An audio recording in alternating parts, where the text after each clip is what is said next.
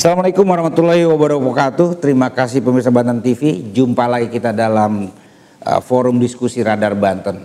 Ini forum yang rutin digelar Radar Banten bersama grup media Radar Banten. Ada Banten Raya Koran di Cilegon, lalu ada Tangerang Express.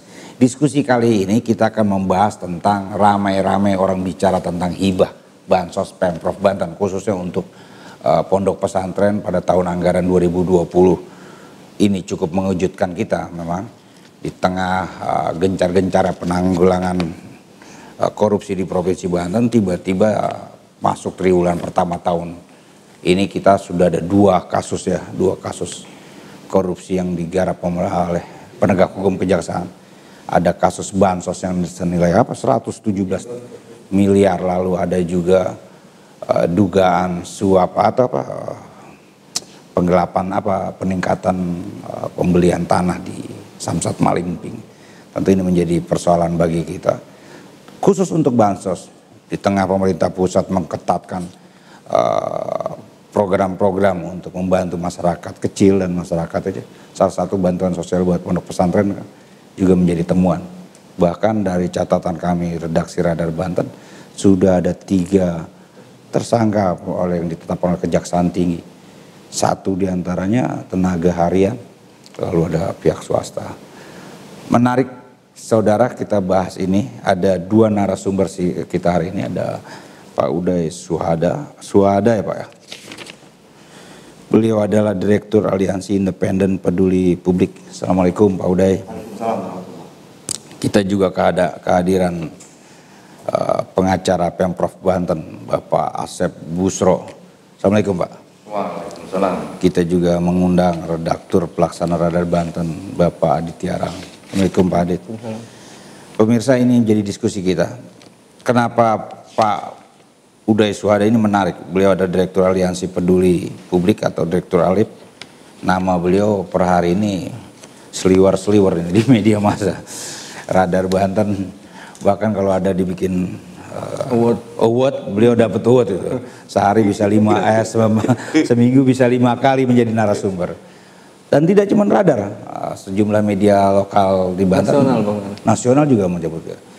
Dan ini bukan tanpa sebab, karena munculnya dana bansos, terlepas ini ada laporan yang disampaikan Pak Gub sendiri dalam proses, tapi beliaulah yang coba mencuatkan ini ke publik.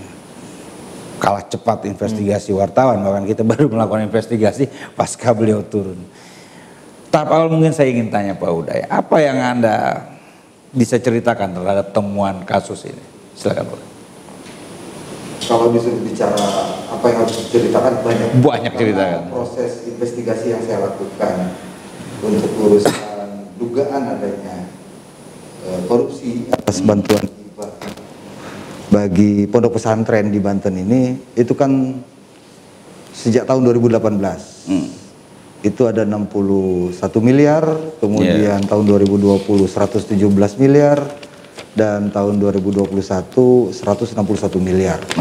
Sehingga setelah saya akumulasi itu nilainya sampai 345 miliar. Tahun 2018 per pondok pesantren 20 juta, 2020 30 juta, 2021 40 juta. Karena itu saya mencoba melakukan investigasi sejak Desember tahun lalu untuk urusan dugaan fiktif, kemudian adanya pemotongan atau pemangkasan bantuan yang disampaikan kepada para pimpinan pondok pesantren ini.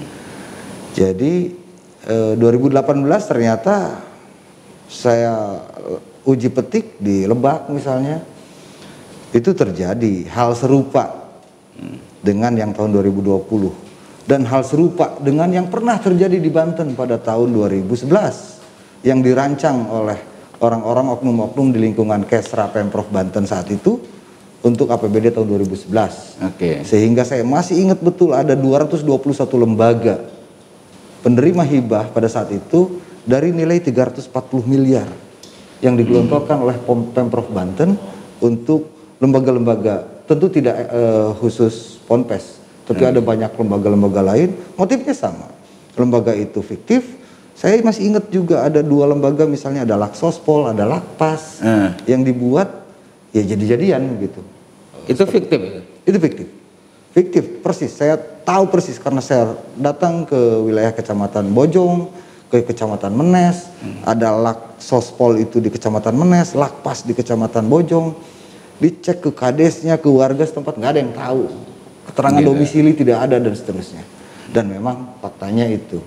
Dan mulai terungkapnya memang telat kalau untuk urusan tahun 2011. 2012 baru diutak-atik oleh aparat penegak hukum, dan terakhir justru proses hukum terhadap para pelakunya yang terakhir masih di penjara, meninggal beberapa bulan yang lalu, almarhum ZM. Oh iya, iya. Nah, itu salah satunya dengan beberapa orang ASN di lingkungan Pemprov, di lingkungan Kesra. Nah, apa yang terjadi tahun 2018, tahun 2020, tahun 2021 itu mirip, gitu ya. Mirip sekali karena ya saya ngecek misalnya di 2 kecamatan di Kabupaten Serang saja, di Padarincang dan Pabuaran, itu terdeteksi ada 46 setidaknya lembaga yang tidak ada lembaganya, gitu loh. Kalau nomor rekening ada, ya iyalah mau nipu nomor rekening siapa, gitu. Ya kan? SMS saya gampang gitu. Jadi disitulah setelah dicek di lapangan, wah ini fiktif. Kalau misalnya pemerintah mengatakan bahwa ini tidak ada yang fiktif, faktanya gue datang ke situ gitu loh. Tapi menarik ya, per hari ini Kejaksaan Tinggi, kalau nggak Pak Farid masih berkutat pada pungli bukan ya? Belum bergeser kejaksaan. Iya, memang Kejaksaan menyelidiki ini masih terkait dugaan pungutan liarnya. Belum masuk pada pungli. Belum, karena kemudian Alif melaporkan kembali untuk mendesak bahwa dugaan fiktifnya perlu diusut tuntas karena berdasarkan fakta temuan tersebut dari Pak Uday. Itu. Iya pemirsa, harusnya hari ini kita mengundang Kasipenkum Kejaksaan Tinggi. Kejaksaan Tinggi, tetapi beliau karena sedang ada acara ya tidak bisa. Nah, Pak Uday tadi itu motifnya fiktif. Tapi per hari ini ada baru di Pungli yang sedang digarap. Ini ada apa Anda lihat ini? Pertama yang ingin saya ungkapkan, ini adalah perampokan di jalan Allah. Bayangkan pondok pesantren, tempat orang belajar, tempat orang mendidik umat agar berperilaku, berakhlak mulia. Tapi ternyata itu dijadikan ajang untuk merampok uang rakyat. Iya kan? Demi Allah saya sakit hati ketika ulama, kiai dijadikan tameng, dijadikan alat, dieksploitasi untuk memperkaya diri sekelompok orang, segelintir orang, gitu. Baik itu oknum-oknum yang ada di lingkungan Kesra atau bisa jadi oknum-oknum yang ada di lingkungan FSPP sendiri. Karena toh salah satu tersangkanya misalnya ES yang ada di Labuan itu orang FSPP. Dia adalah orang FSPP, gitu kan. Sementara yang dipotongnya atau yang diambil lagi, bukan dipotong itu mah, duit udah nyampe diambil, gitu kan, diambil separuhnya dari 30 juta. Dan saya mendapatkan betul gitu slip setoran yang dia balikin lagi, uang peristinya tahun 2020 bulan April tanggal 9 sampai tanggal 15 kemarin dibalikin lagi ke pondok pesantren masing-masing. Kan menunjukkan betapa bodohnya gitu, betapa ini baru satu kecamatan, 8 ponpes saja sudah 120 juta. Karena 15 juta per ponpes di Pandeglang. Di daerah lain beda-beda nilainya, ada yang 5 juta, ada yang 10 juta. Tapi apapun, ini adalah sebuah kejahatan yang luar biasa dan memanfaatkan para ulama, para guru saya, para kiai untuk merampok uang rakyat. Dan itu berlangsung dari tahun ke tahun, Pak. Saya melihat misalnya panggilan-panggilan yang dia lakukan oleh Kejaksaan Tinggi belum menyentuh orang-orang yang menjadi kunci. Belum menyentuh orang lain. Belum. Itu hanya yang terlibat atau yang diundang, bahkan yang ditetapkan jadi tersangka. Ya itu clustering. Karena ada orang yang menjadi aktor intelektualnya selama ini, dan baik itu pejabat maupun bukan ASN. Bukan ASN, tapi dia kaya raya. Bayangkan. Bukan ASN, tetapi bukan juga, tapi dia salah satu aktor intelektual yang tahu persis bagaimana ngotak-ngatik itu, bagaimana agar lembaga-lembaga yang fiktif tadi bisa terlihat kalau secara prosedural, dokumen-dokumen proposal, segala ijom dan segala macam itu pasti lengkap. Iya. Pasti lengkap. Karena silahkan tanya ke kejaksaan, dokumen yang mereka bawa dari Masjid Masjid Al-Bantani di KP3B. Bayangkan persekongkolan jahat itu dilakukan di masjid. Betapa biadabnya manusia-manusia itu, gitu kan? Dibawa oleh Kejaksaan Tinggi dokumen-dokumennya, isinya apa? Proposalnya itu persis. Proposalnya itu ya itu gitu, di copy paste, cuman judulnya saja. Oh, dari sekian proposal sama. Al-Uday Suhadaiyah misalnya gitu, alamatnya mana. Cuman itu saja yang beda. Selebihnya sama gitu, karena memang diatur oleh segelintir orang ini. Dan tidak hanya di Kesra orangnya, sebenarnya bertebaran kemana-mana. Nah ini mengerikan dan ini harus terungkap. Kenapa kemudian saya kencang urusan tadi yang fiktifnya? Ini lebih gila lagi gitu kan. Yang dipotong aja udah luar biasa. Apalagi ini fiktif gitu. Jadi ya Allah, betapa jahatnya gitu orang-orang ini. Anda sudah sempat confirm ini ke pihak kejaksaan soal data fiktif? Oh sudah. Saya sudah confirm dan saya juga sudah sampaikan ini bukan saja ke kejaksaan, karena ada unsur penipuan penggelapan di situ. Saya juga menyampaikan ke aparat kepolisian. Siapa yang terlibat harus diungkap. Dan saya memaklumi kalau sekarang terhenti dulu urusan pemeriksaannya karena menjelang takbiran lah gitu kan, diberi kesempatan dulu untuk bernafas. Tapi menarik ini Pak Uday, edisi Radar Banten tanggal 2 kemarin kalau tidak salah, kita angkat pernyataan Pak Busro yang mengatakan bahwa tidak ada itu fiktif ya. Nah mungkin bisa Anda sampaikan, tapi Anda bisa sampaikan setelah jeda iklan berikut ini.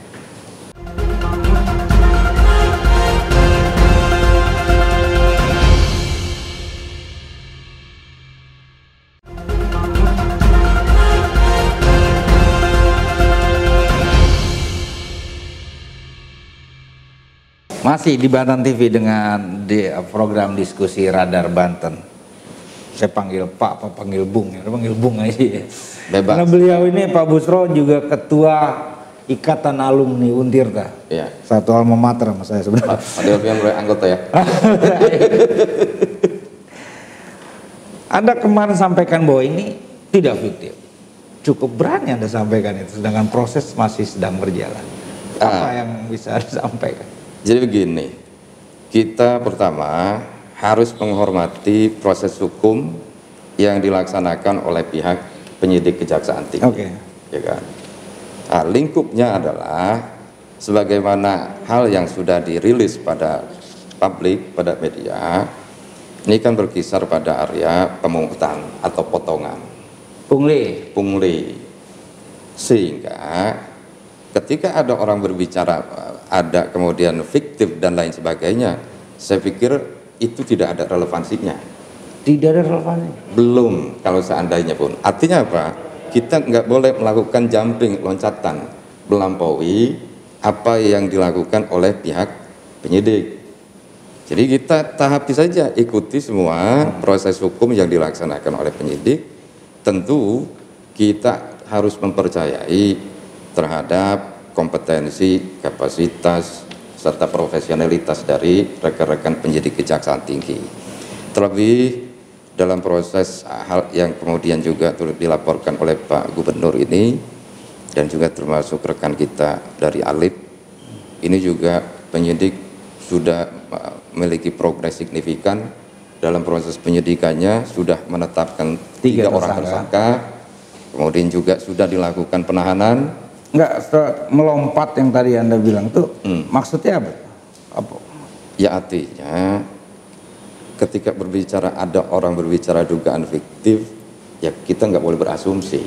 Loh bukan asumsi loh, gitu. Saya melakukan investigasi. Justru, mohon maaf ya saya potong. Justru statement yang mengatakan bahwa ini tidak ada sama sekali itu fiktif.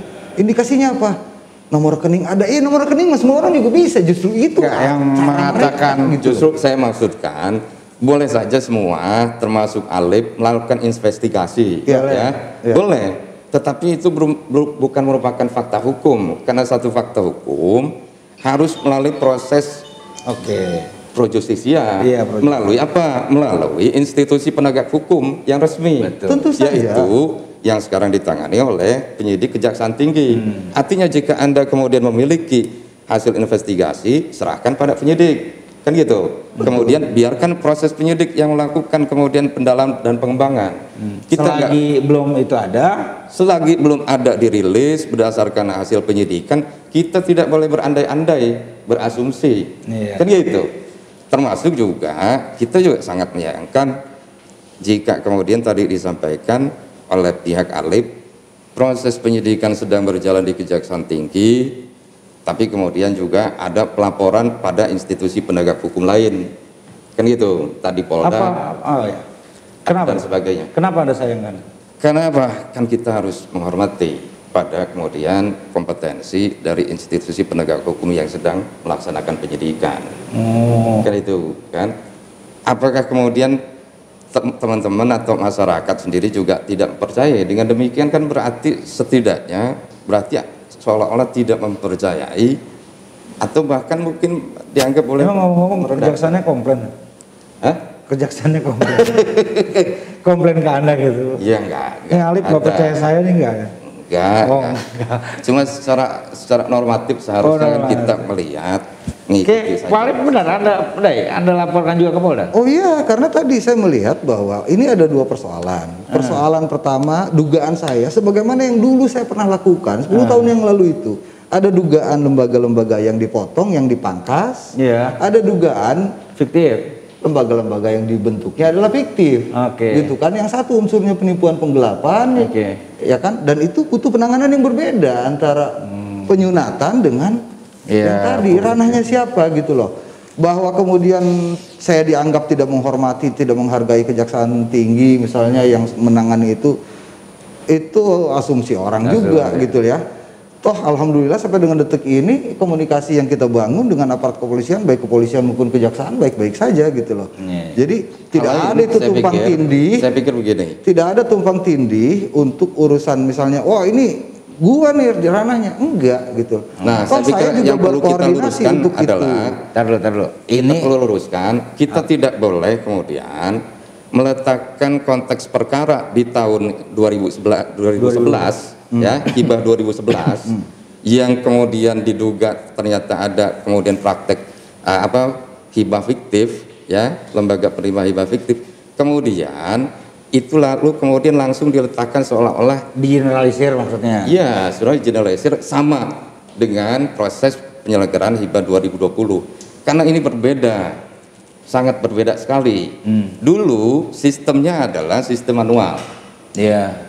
Sekarang kemudian penerapan sejak 2000 itu melalui e-hibah, melalui online. Sehingga dalam dimensi ini, dalam kapasitas saya sebagai pengacara Pemprov, perlu saya tegaskan bahwa dari institusi Pemprov sudah melaksanakan proses pelaksanaan hibah ini sesuai dengan peraturan perundang-undangan yang berlaku, baik dari Pergub nomor 10 tahun 2019 maupun juga kemudian Permendagri nomor 123 tahun 2019 berkaitan pedoman hibah ya, dan juga sistemnya ini meminimalisir interaksi dengan pihak pemohon lembaga penerima hibah. Justru yang saya temukan di lapangan itu betul beda polanya. Dulu manual, sekarang menggunakan sistem teknologi berupa IT begitu. Jadi daftarnya tidak boleh manual begitu. Tapi siapa yang melakukan? Bukan orang-orang pondok pesantren. Mohon maaf, guru-guru ngaji di kampung itu nggak paham soal bagaimana dan itu diatur sebagian besar oleh orang-orang yang terlibat di lingkungan Kesra Pemprov Banten. Kemudian tadi misalnya sudah sesuai dengan aturan. Gubernurnya sendiri mengakui kok. Oh iya, kami tidak membuat tim evaluasi atau monitor verifikasi. Padahal Pergub itu dibuat oleh gubernur. Yang di dalamnya ada klausul yang menyebutkan harus ada tim verifikator untuk menguji benar tidak real di lapangan. Ketika ditanya oleh teman-teman jurnalis, jawabannya, oh iya kita tidak mempunyai itu. Ini gimana? Apanya yang tidak? Iya, gimana mau verifikasi? Masa kalah sama leasing? Leasing aja mau ngecek kendaraan gitu, orang mau transaksi gitu kemudian dia Artinya yang mau Anda katakan sistem yang cukup canggih tersebut masih bisa juga disiasati. bukan masih, memang itu disiasati oleh mereka gitu loh. Kenapa saya mengkait-kaitkan dengan yang dulu? Karena orang-orang yang terlibat di lingkungan Kesra itu orang-orang lama. Kita lihat aja nanti pihak kejaksaan akan membuktikan siapa-siapa saja yang terlibat, baik itu pejabatnya maupun para stafnya begitu, karena dia bukan ASN yang sekarang sudah bertebaran, tidak hanya di situ gitu. Taruhlah kita kemarin mendapatkan kabar, oh saya kan baru 2 bulan di sini. Iya, 2 bulan di sini itu sebagai apa? Gitu. Sebelumnya bagaimana? Itu loh. Karena ini dari tahun ke tahun proyek-proyek bansos itu atau hibah itu bukan untuk ponpes saja, untuk masjid, untuk segala macam, untuk anak-anak yatim, untuk jompo dan sebagainya. Itu uang miliaran. Dan saya nggak mau ini terus-menerus, harus disudahi gitu loh. Kalau memang Gubernur Banten punya komitmen untuk memberantas korupsi, kita sama-sama support gitu loh, untuk membuktikan bahwa kita sama-sama melawan atau menjadikan korupsi itu sebagai musuh bersama. Begitu. Bicara soal investigasi, Radar Banten juga kalau tidak salah edisi tanggal 2 sempat menurunkan tim dalam. Betul. Apa hasil investigasi yang? Ya, jadi investigasi yang kita turunkan juga memang mengacu dari perkembangan yang dilakukan oleh Alif. Nah, mengacu data yang kita terima juga, kita sebagai jurnalis kita ikut melakukan cross check ke lapangan. Memang di 2 kecamatan yang kita turunkan tim ini di Kabupaten Serang, yakni di Kecamatan Padarincang dan Pabuaran, dari sampling yang kita datangin, contohnya saja misalkan di Kecamatan Padarincang, kita hanya menemukan sebuah bangunan yang belum jadi, berbentuk rumah petakan, dan di situ tidak ada aktivitas ponpes sama sekali. Tidak ada aktivitas ponpes sama sekali, bahkan warga sekitar pun tidak tahu itu bangunan digunakan untuk apa. Jangankan pelang nama pondok pesantren gitu kan, santrinya pun, wujud santrinya pun tidak pernah ada. Itu di Kecamatan Padarincang. Atau di Kecamatan Pabuaran misalkan, itu termasuk salah satu penerima. Itu termasuk salah satu penerima hibah yang memang sudah diverifikasi. Nah, kemudian kita datangin ke beberapa titik lokasi lainnya yang memang tercantum dalam dokumen penerima hibah. Kegiatannya memang ada aktivitasnya, tapi hanya berbentuk pengajian majelis taklim, dan itu pun dilakukan 1 minggu sekali. Mungkin Ali pernah menemukan juga ini mungkin fakta di lapangan. Hanya 1 minggu sekali. Kemudian seperti ajang perkumpulan ibu-ibu pengajian, ketika memang ditanya apakah ada pimpinan pondok pesantren atau bukan, dan mereka mengklaim ini bukan pondok pesantren, hanya pengajian. Dan aparatur desa pun sendiri mengakui bahwa beberapa daerah di wilayahnya memang tidak ada pondok pesantren sesuai dengan dokumen yang nama yang tercantum di dokumen itu. Padahal alamatnya memang betul itu. Itu data itu sempat di cross check ke pihak pemerintah. Tapi kita jeda dulu. Nah, Anda jawab setelah ini.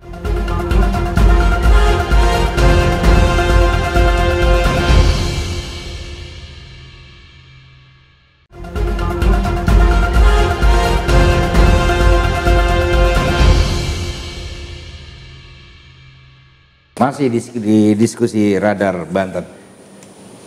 Pak Adit, tadi Anda katakan sudah turun ke lapangan. Itu di cross check nggak itu data itu? Jadi begini, kita Anda sudah konfirmasi. Kita dapat 2 sumber data. Pertama, kita juga dapat data dari Biro Kesra. Karena apa yang disampaikan oleh Pak Uday, kita tidak serta-merta telan begitu saja. Karena memang prinsip kerja kita bagaimana menyajikan fakta sesuai dengan keadaan. Nah, akhirnya kita sinkronkan data dari Biro Kesra dengan data yang kita dapat dari Alif. Di 46 ponpes di 2 kecamatan itu memang mereka sebagai penerima, sudah sebagai penerima hibah. Itu artinya apa? Sudah ada proses yang memang mekanisme penerima hibah lah artinya kan. Berarti sudah ada proses pemberian bantuan dong ke situ. Nah, tapi yang kita temukan di lapangan memang ada ponpes yang benar-benar ponpes di Padarincang itu benar-benar ponpes, ada santrinya ada, tapi pimpinan Ponpesnya sendiri mengklaim saya tidak pernah menerima apapun. Pernah ada yang datang hanya disuruh menandatangani saja, entah itu untuk kepentingan apa. Yang jelas pimpinan Ponpes hanya menandatangani sebuah surat yang entah itu mungkin dokumen perjanjian hibah atau apa, tapi tidak pernah menerima uangnya sama sekali. Nah itu fakta yang kita temukan. Bahkan memang yang seperti tadi saya ceritakan, aparatur desa pun sangat heran kenapa muncul nama-nama Ponpes di daerahnya, padahal kata dia sempat ada sekitar 13 Ponpes justru apa komentar Kesra ketika Anda konfirmasi data-data? Justru anehnya ketika kita konfirm ke kepala biro, saat ini kepala biro pemerintahan dan Kesra ya Pak Gunawan Rusminto, justru masih dalam proses verifikasi. Loh, proses verifikasi seperti apa? 2020 padahal sudah ada memang lembaga, sudah ada peristiwanya, pemotongan uangnya sudah terjadi, bahkan sudah ada Kejaksaan Tinggi sudah menemukan. Mungkin itu saya bisa uruskan deh. Gunawan Rusminto itu ya kan, ini merupakan pejabat baru. Dan yang dia maksudkan itu adalah verifikasi terhadap pelaksanaan pemberian hibah 2021. Evaluasi mungkin ya. Verifikasi. Verifikasi. Ya. Karena kan kemudian yang 2021 ini kan belum diserahkan. Yang dengan nilai nominal 40 juta. Itu belum diserahkan, belum didistribusikan. Dan sehingga tahap verifikasi. Nah, yang terjadi, yang sedang dilakukan proses penyidikan di Kejaksaan Tinggi adalah mengenai dana hibah di tahun anggaran 2020.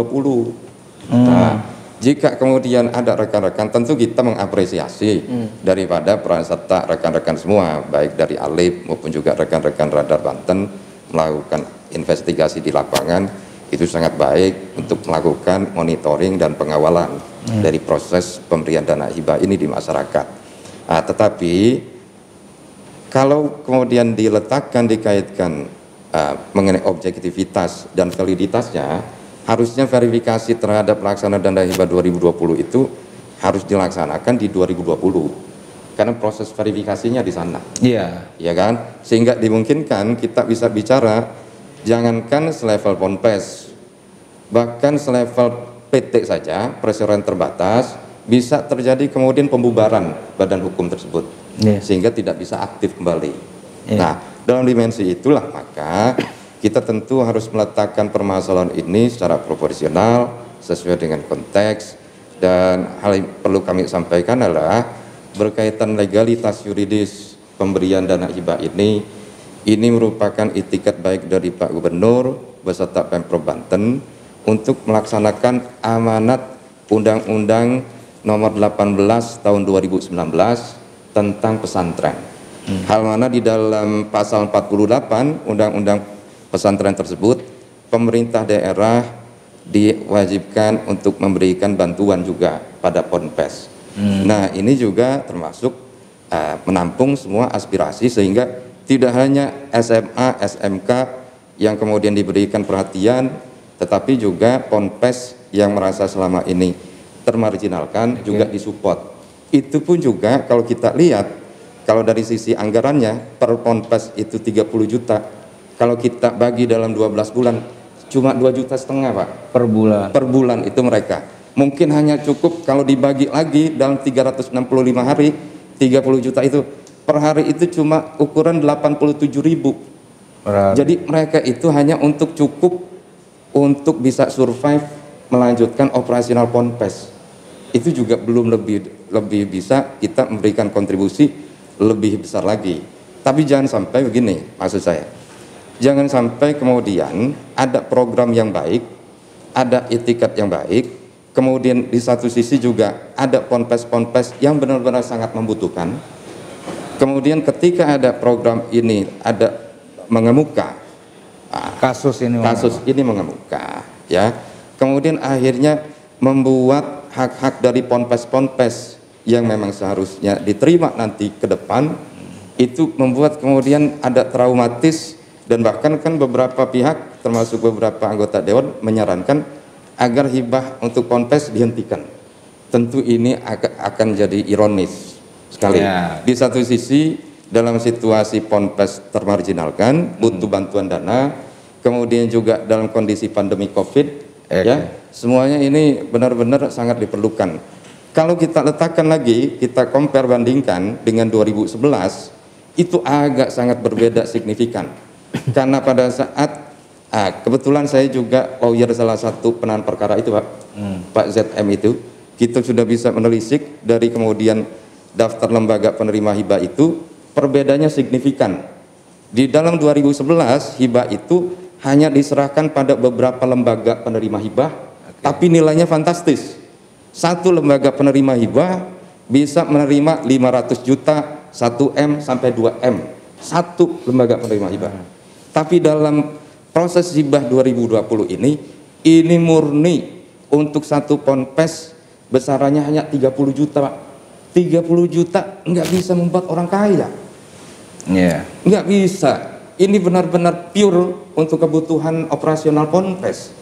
Jadi pertanyaannya adalah pada kita semua, apakah kita tega terhadap ponpes yang semua manajemennya dikelola oleh kiai, yang kemudian sehari-hari aja mereka kemudian susah untuk kemudian mengembangkan untuk bersaing dengan pesantren modern dan lain sebagainya. Kemudian dengan ada proses ini, selain mereka kemudian mungkin citranya jatuh jadi negatif di mata publik, mungkin bayangkan orang-orang masyarakat yang anak-anaknya kemudian orang tuanya anak-anaknya menitipkan di ponpes, jadi agak khawatir untuk menitipkan itu. Dan kita juga nggak mau. Mayoritas kita di Banten ini mayoritas agamis, mayoritas umat muslim. Kita tidak ingin kemudian ini menjadi bahan tertawaan terhadap Islamophobia. Enggak, kalau itu jauh, kalau kita sepakat kita. Itu anggaran bantuan buat ponpes kita support. Yang nggak kita support kalau yang dana sekecil itu dipungut juga. Jika disalahgunakan ini terhadap oknum-oknum tersebut, Pak Gubernur sendiri makanya kemudian beliau di garda terdepan untuk memimpin melaporkan terhadap kejaksaan, meskipun sebenarnya ini bukan delik, ini delik umum, bukan delik aduan, ya kan? Dan kejaksaan juga disampaikan bahwa mereka juga sudah nyusun tim. Artinya Pak Gubernur dalam hal ini juga merasa tersakiti dengan adanya dana yang dialokasikan untuk ponpes malah dipotong. Oleh karenanya kita mengapresiasi, kita mendukung penuh langkah-langkah kejaksaan dalam mengungkap perkara ini, termasuk memberikan sanksi hukum terhadap para pelaku agar di kemudian hari ada efek jerah. Dan ini program yang baik ini harus tetap bisa survive untuk kebaikan ponpes. Tapi menarik ini pemirsa, Pak Uday Suhada ini beliau selain aktivis Direktur Alip, sebuah lembaga anti korupsi juga, beliau adalah sekretaris eksekutif Mataul Anwar. Baru dilantik kemarin. Kalau tidak belum dilantik, baru mau masuk dalam pembahasan dan kemungkinan besar akan menjadi sekretaris eksekutif. Kalau Anda kan bersinggungan dengan para ulama di Mataul Anwar, termasuk ormas Islam terbesar juga di Banten. Apa yang bisa Anda tangkap dari para ulama kita, anjuran kita terhadap kasus-kasus yang mencuat soal hibah ini? Ya, setelah saya lapor ke kejaksaan, kemudian ada respon dari sana sini ramai, dan saya diundang oleh beberapa ulama besar ke kediamannya, ke kobongnya, ke pesantrennya.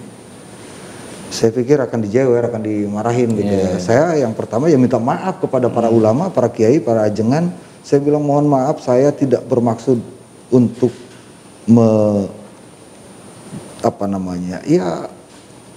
menyiprat mukanya para ulama, para kiai gitu. Sama sekali tidak ada. Justru saya ingin menyelamatkan nama ulama, nama kiai, nama baiknya, bahkan nama dulur-dulur kita santri dari kelakuan orang-orang tadi, oknum-oknum yang terlibat melakukan pemangkasan, melakukan manipulasi terhadap data-data seolah-olah ada pesantren padahal bukan.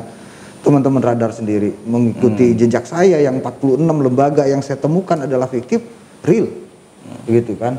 Ditemukan di lapangan begitu, dan itu menjadi bahan buat aparat kejaksaan yang punya kewenangan untuk menentukan ini salah atau tidak. Tapi kalau itu dinyatakan oh itu salah, ya aneh juga gitu kan. Misalnya kalau hasil temuan kita komparasikan antara yang dilakukan oleh Alip yang sendirian, Alip, dengan teman-teman Radar dengan berbagai energinya atau sumber dayanya, ada Baraya, ada Tangerang Express, ada Banten Radar Banten sendiri, sumber dayanya lumayan banyak. Kalau misalnya temuan ini yang ternyata clear di depan aparat penegak hukum, wah salah kalian, wah itu kacau sudah. Saya kira itu sesuatu yang aneh gitu, janggal. Tetapi lagi-lagi ketika berbicara soal para ulama besar, saya datang karena undangannya. Respon mereka apa? Respon mereka yang pertama, dulur ini jihad yang besar. Korupsi harus dilawan dan kau harus di depan. Kami ada di belakang. Silakan tanya kepada Abuya, kepada para ulama yang besar-besar. Silakan, mereka support kok. Saya bilang saya ada kekhawatiran dari sejumlah orang menyebutkan bahwa ini ada upaya untuk kriminalisasi terhadap ulama. Jangan percaya apaan itu. Kami akan di belakangmu. Sehingga Artinya mereka support ini, sangat support, sangat support. Karena justru tadi yang jadi korban kan tadi mereka, nama ulama. Dulu tahun 2011 misalnya jumlahnya sedikit, hanya 221 lembaga, nilainya 340 miliar. Ada satu lembaga bisa 1 miliar, bisa 500 juta. Ini rata 30 juta. Udah mah sedikit, dipangkas pula, bahkan dibohongin pula. Berarti lebih sadis sekali. Lebih sadis banget gitu loh. Dan harus diingat begini maksud saya. Iya. Tidak boleh juga kita menyamaratakan antar ponpes. Iya. Kang Delpion punya santrinya cuma 10, dikasih 30 juta. Iya. Ya kan? Kang Busro punya 100, dikasih juga 30 juta. Itu nggak fair menurut saya. Iya. Gitu loh. Kalau mau berbicara perhatian kepada pondok pesantren, yuk, tapi caranya yang benar. Caranya. Gitu loh. Kalau niatnya kita. Kalau niatnya, sangat senang saya. Pak Gubernur punya niatan itu luar biasa baik. Tetapi caranya salah, ya akhirnya yang pertama uang negara acak-acakan, ya kan? Target kita untuk memakmurkan mereka yang ada di pondok pesantren juga tadi sebut tercapai. caranya salah itu seperti apa? Caranya salah. Pertama tadi tidak ada tim verifikasi yang diakui oleh gubernur. Yang saya bilang tadi, tim verifikasi. Iya, kan katanya dicek dulu. Kayak sekarang nih tahun 2021, ya kan? Sekarang lagi diverifikasi misalnya. Kok lucu uangnya sudah disiapkan? Kabarnya ketiadaan anggaran, tidak ada tersedia anggaran proses verifikasi lah. Nah, kan aneh gitu loh. Saya katakan tadi, masa kalah sama leasing? Iya. Orang mau kredit motor 3 juta perak itu dicek. Ada listingnya. Gitu. Oke, tapi menariknya kasus ini bukan kasus yang baru sebenarnya. Dalam catatan kita di redaksional memang berulang. 2011, 2018, 2020 temuan-temuan itu selalu ada. Urusan yang namanya bantuan sosial. Modusnya juga nggak kreatif-kreatif amat. Dari urusan pungli sampai urusan fiktif. Nah ini yang akan kita bedah setelah segmen berikut ini. Apa yang menengarai? Bahkan kalau tidak salah dari tahun-tahun ini rejim yang sudah berganti nih. Ya. Ini bukan lagi rejimnya gubernur sekarang, ini rejim gubernur lalu, tetapi kasus yang sama berulang. Ini yang akan kita bahas setelah jeda iklan berikut ini.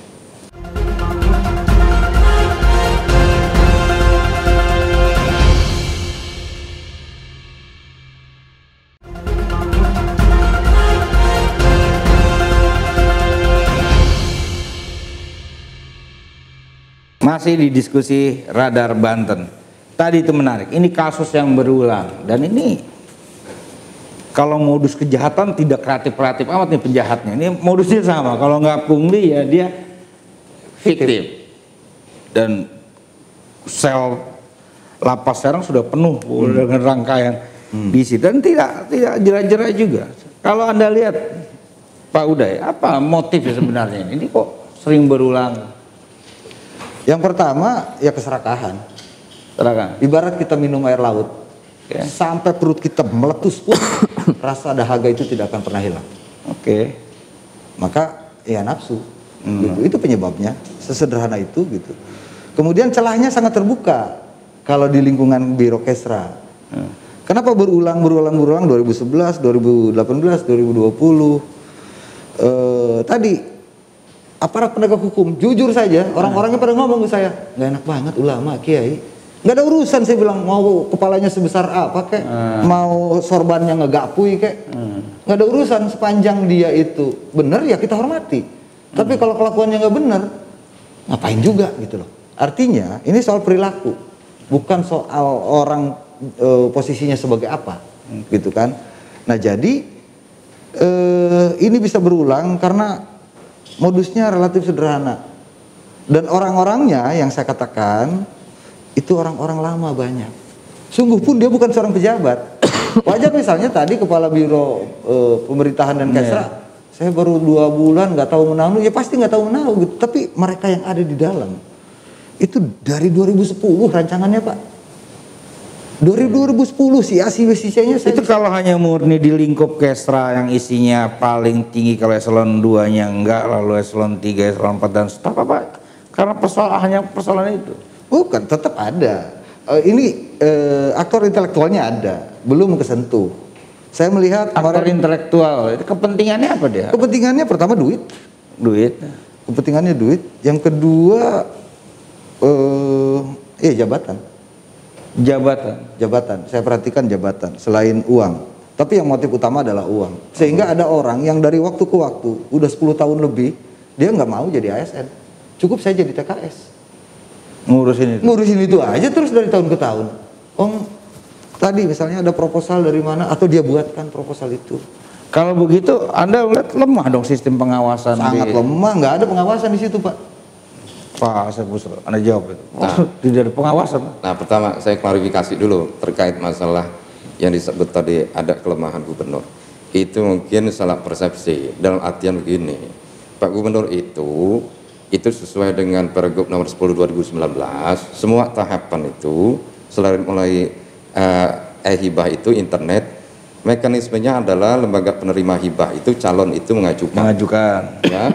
Kemudian si berkas itu oleh masing-masing perangkat kerja daerah OPD teknis itu, ya contoh terhadap LSM yang berkaitan dengan pendidikan itu OPD teknisnya Dinas Pendidikan. Yang LSM untuk penerima hibah kesehatan di Dinkes, termasuk ini di Kesra. Nah itu diverifikasi oleh kemudian tim verifikasi di situ OPD teknis.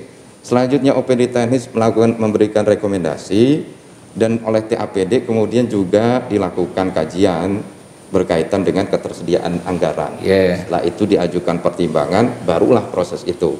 Nah berkaitan semua tahapan itu oleh OPD teknis juga dilaksanakan proses monitoring evaluasi itu secara otomatis. Karena sistem kita adalah Pak Gub nggak bisa melakukan sendiri tapi melalui sistem pendelegasian wewenang. Ya. Lalu terkait tadi apa tadi? Pengawasan yang lama. Ini kan sesuatu yang berulang terjadi. Nah, menurut saya sebenarnya ini juga input bagus terhadap fakta-fakta yang diberikan masukan oleh Alip bahwa ada oknum-oknum yang sudah 10 tahun ada di situ. Tentu kita akan memberikan masukan pada Pak Gubernur termasuk pimpinan daerah agar segera melakukan rotasi. Mungkin sistemnya sudah diperbaiki dari sistem manual berubah jadi internet online, itu meminimalisir interaksi, tetapi karena orang-orangnya bisa jadi ada oknum ini kan. Nah tentu salah satu solusinya adalah tentu dilakukan rotasi. Sehingga semakin orang akan disiplin, sehingga kemudian ketika orang-orang baru dengan skema sistem baru juga dengan etos kerja baru yang memiliki integritas tentu baik. Tapi sekali lagi tentu kita belum bisa berasumsi berkaitan bahwa Kesra juga terkait karena kan kita ikuti proses penyidikan semua. Ya. Kalau dari Radar Banten kita tahu kalau dalam pemberitaan KPK sudah ada warning bahwa dana bansos itu yang paling riskan untuk menjadi bacakan politik lah. Terakhir KPK menjerat kasus bantuan sosial yang menjerat menteri. Yang kabarnya sebagian aliran dananya juga masuk ke partai-partai tertentu. Dari segi Radar Banten, dari jurnalis sendiri, Anda melihat kalau tidak salah kita juga sempat menurunkan bahwa ini kemungkinan ada nuansa-nuansa politis yang disampaikan para pengamat. Apa yang bisa Anda komentar? Ya, kalau kita mengamati sih memang banyak kasus hibah di negeri ini, hibah bansos lah terutama, memang anggaran yang paling sangat mudah diakali gitu kan, yang paling sangat mudah direncanakan untuk kepentingan politis.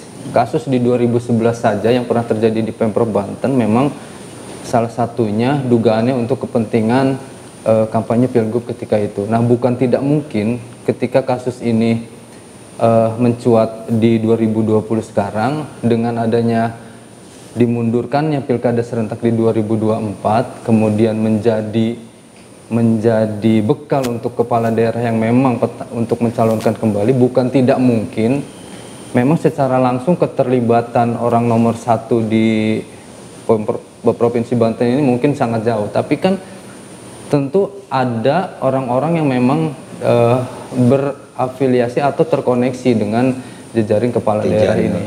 Karena secara logika menurut saya ketika seseorang ingin, taruhlah saya punya duit 1 miliar ingin menyalurkan bagi fakir miskin atau pondok pesantren, tentu saja secara logika saya harus mempunyai orang yang dipercaya untuk bisa mengawasi bagaimana bantuan ini sampai atau tidak. Nah, dalam sistem ini walaupun sudah sistem online, menurut saya seharusnya ada panitia atau apalah bentuknya yang seharusnya dibuatkan SK saja, SK panitia hibah yang memang mengawasi pelaksanaan penyaluran hibah ini sampai ke pondok pesantren. Apapun itu bentuknya, mau itu online, mau itu manual, tapi harus ada bentuk pertanggungjawaban. Ketika saya pemilik anggaran menanyakan, lu gimana kerjanya, beres atau enggak? Ada orang yang harus dimintai pertanggungjawaban atas penyaluran dana hibah sendiri. Nah, dari kacamata kita, syarat kepentingan politis sangat tinggi. Sangat tinggi karena kita menduga memang ini belum mencuat ke permukaan. Ada satu lembaga yang memang cukup mengatur ini, cukup mengatur penyaluran hibah di Provinsi Banten dalam kasus ini ya, yang 2020, yang memang termasuk salah satu tersangka yang sudah ditetapkan ini memang terafiliasi sebagian dari memang orang-orang yang disinyalir menjadi orang dekatnya kepala daerah gitu. Nah, nanggapi ya. Nah, saya tanya ke Uday juga, karena ini kasus 2019 Anda juga mengikuti ya. Ya. Apa komentar Anda terhadap pernyataan bahwa ini memang ada kental, ada terkoneksi lah, walaupun tidak langsung, tetapi ada jejaring yang memang menjadi proyek bansos ini menjadi sesuatu yang bisa mendulang. 2011 itu saya bantu Wahidin Halim untuk membongkar kasus hibah bansos tahun 2011. 2011 Anda bantu Pak WH untuk bongkar kasus. Pak WH kan belum jadi gubernur. Belum, beliau pengen jadi gubernur waktu itu. Oh, mereka Pak WH belum jadi gubernur dan saya tahu ini dirancang tahun 2010. Ya. Saya tahu itu. Orang-orangnya masih ada. Orang-orang yang sudah dipenjara. Rancangan untuk bansos untuk digunakan tadi kepentingan politik incumbent. Ya kan? Nggak, oke, kita clearkan dulu.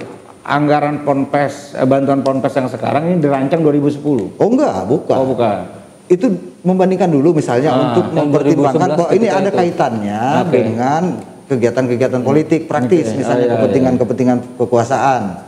Nah, disinyalir kalau tadi ada asumsi tidak menutup kemungkinan yang tahun 2018 atau 2020 2021 itu ada upaya untuk memanfaatkan situasi ini untuk kepentingan pilkada, karena saat itu belum ada keputusan pilkada diundur menjadi tahun 2024, ya kan? Rencananya pilkada itu dilaksanakan tahun depan 2022, sehingga jor-joran tuh hibah bansos tahun 2020 misalnya 117 miliar, tahun ini 161 miliar, dengan nilainya lebih besar, yang kemarin 30 juta sekarang 40 juta gitu loh. Kalau mau diasumsikan begitu ada kemungkinan, tetapi saya nggak mau lepas itu semua. Nggak, temuan Anda di lapangan ada nggak kait-kaitannya ini? Bahkan kalau tadi itu kalau nggak salah satu tersangka juga diduga terkoneksi dalam sebuah kelompok yang. Oh iya, ini di sini punten-punten FSPP harus bertanggung jawab. Forum Silaturahmi Pondok Pesantren itu harus bertanggung jawab, Pak.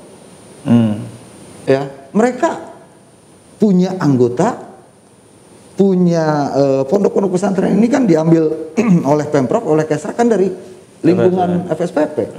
Tahun 2018 itu lebih real, mereka mengakui sendiri itu dikelola oleh mereka.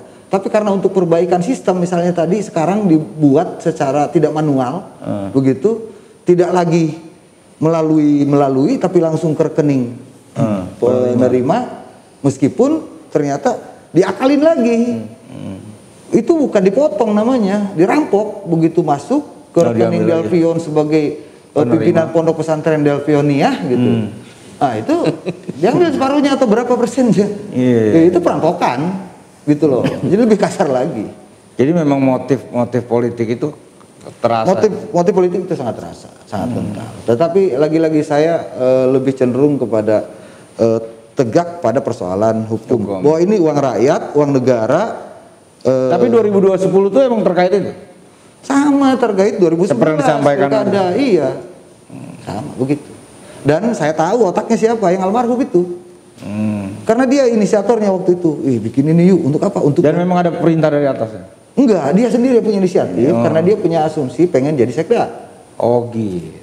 Gitu. Saksi-saksinya masih ada. Ketika orang itu diajak untuk rapat pertama, gitu. Yuk kita bikin apa? Hibah buat banyak lembaga itu, agar nanti ketika ibu ada kegiatan tinggal bahas. Itu ya. Pak Busro, tadi saya mau komentar. Nah, saya pikir klarifikasi terhadap dua aspek itu. Jika dikaitkan secara politik, saya pikir terlalu jauh dan tidak relevan, ya kan? Pilkada masih seperti 2024. kita ketahui, kalau konteks dulu yang dibongkar oleh Pak Uday dari Alip itu pelaksanaan hibah 2011 untuk kepentingan Pilgub 2012 oleh incumbent. Itu relevan. Tapi kalau sekarang ini Pilkada 2024. Iya. Belanda masih jauh bos, gitu 2022 kan? Dan awalnya rencananya. Dan ini rencananya pikirnya nggak ada proyek sekarang kan pada prinsipnya kalau kita bicara ini tidak ada prinsipnya pelaksanaan Pilgub atau Pilkada serentak 2024 itu sudah ada undang-undangnya sejak 2017. Ingat itu. Iya. Yang tidak ada adalah ini bukan pengunduran Pak Uday, tapi tidak ada revisi. Yang tadinya mau 2022 tapi tetap dilaksanakan 2024. Jadi sekali lagi tidak ada relevansi untuk dikaitkan politik. Jika dikaitkan politik jauh panggang dari api. Kalau terkait dengan kemudian Pak Uday dulu membongkar-bongkar 2011 hibah itu terhadap incumbent karena diinisiasi oleh calon gubernur tertentu, bisa jadi hari ini juga jangan-jangan nih kita juga ada pesanan request kan gitu, kita who knows konteks itu. Tapi yang mau saya sampaikan seperti adalah yang dilakukan 2020. ya jangan-jangan ada cuma bedanya dulu yang belum request kan Tapi gitu. mohon maaf, yang harus dikelirkan, saya tidak by request. Saya tidak pernah diminta oleh Wahidin Halim dan tidak perlu juga saya diminta untuk soalnya gini, yang perlu ini. saya clearkan adalah proses pelaksanaan hibah 2020 itu sudah dilaksanakan sudah sesuai aturan. Dana dalam hal ini oleh pihak Pemprov sudah ditransfer pada seluruh lembaga penerima hibah. Dan setelah ditransfer dana itu harus dialokasikan sesuai dengan tercantum dalam NPHD. Dan apabila tidak dilaksanakan sesuai NPHD, maka menjadi konsekuensi dan akibat hukumnya ditanggung oleh para lembaga penerima hibah. Dan kita mendukung langkah penegakan hukum yang dilaksanakan oleh Kejaksaan Tinggi, memberikan punishment dan sanksi terhadap para pelaku sehingga memberikan efek jerak ke depan.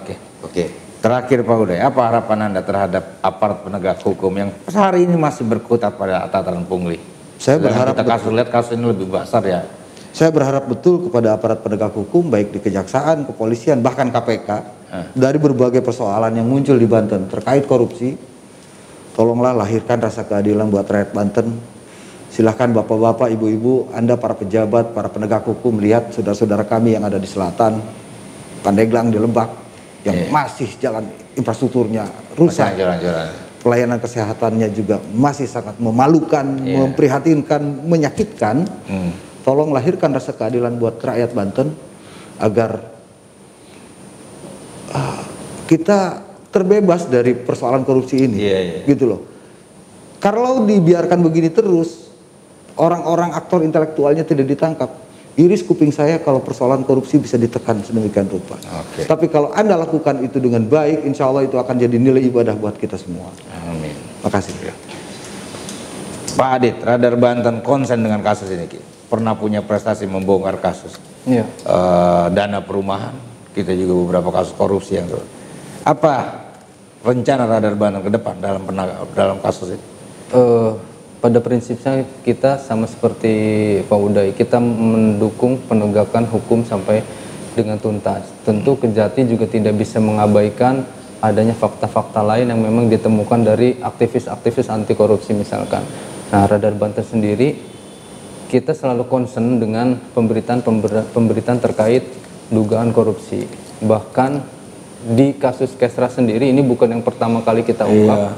Kita pernah buat berita dana yatim disunat itu pun kita meyakini aktor-aktor intelektualnya masih sama dan orang-orangnya pun sama, polanya pun sama. Dan kita berharap Radar Banten sendiri bersikap kita akan selama fakta-fakta aparat penegak hukum itu memang sesuai dengan yang di lapangan, kita juga akan terus berupaya melakukan penelusuran di lapangan karena data sebenarnya kita juga punya bukan hanya di Kabupaten Serang tapi Kota Tangerang dan lain sebagainya, Pandeglang, Lebak kita juga punya. Kita coba terus telusuri ini sambil terus mengikuti perkembangan kasus yang memang tengah ditangani oleh Kejaksaan Tinggi Banten. Mudah-mudahan semua menemukan titik terang, tidak hanya sampai di apa tadi kalau Pak Uday bahasa Pak Uday klasterinya saja, tapi menyasar ke kelas-kelas kakapnya seperti itu. Artinya memang penegakan hukum yang tegas harus ditegakkan, bahkan bisa mengambilkan efek jerah sehingga kasus ini tidak terulang lagi. Dan harapan kita tetap kita percaya pada penegak hukum dalam mengungkap kasus. Begitu Pak Busro. Ya, terima kasih Bapak-bapak telah hadir dalam diskusi kita. Pemirsa, demikian diskusi kita kali ini. Kita jumpa lagi pekan depan dengan tema yang lebih menarik. Saya Dervion Saputra undur diri. Assalamualaikum warahmatullahi wabarakatuh. Waalaikumsalam warahmatullahi wabarakatuh.